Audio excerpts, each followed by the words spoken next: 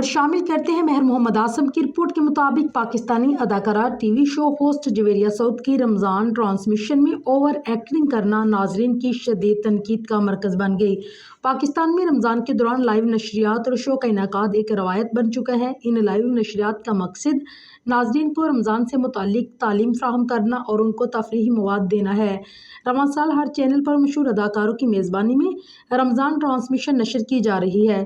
Ramzan transmission जो पहले बहुत शौक से देखी जाती थी, गुज़िश्ता कई सालों से सिर्फ तफरीह फ्राहम करने और ज़्यादा से ज़्यादा रेटिंग हासिल करने का अंसर नुमाया करती नज़र आती है, जिसमें कभी मेज़बान कोई मुतनाज़ बात कहकर शो को रेटिंग दिलवाने की कोशिश करते तो कभी किसी मौजू पर बेवजह अदाकारी करके ये मकसद पूरा करते हैं। ऐसा ही कुछ सोशल मीडिया पर ज़ेर बहस है, जिसमें किसी और का नहीं बल्कि जवेरिया सऊद का नाम शामिल है।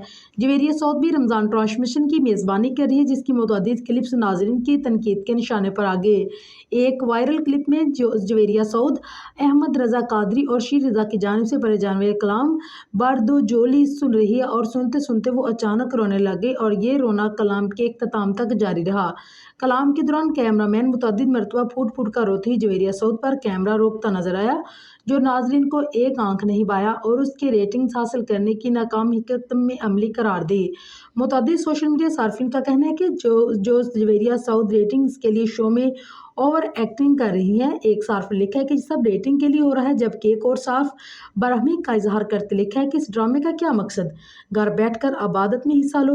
एक और नाक़द ने लिखा है कि जवेरिया सऊद को याद ही नहीं रहा कि ये ड्रामे की शूटिंग नहीं चल रही, जहां डायरेक्टर्स के रोने की हदायत पर उन्होंने ऐसी अदाकारी करना शुरू कर दी।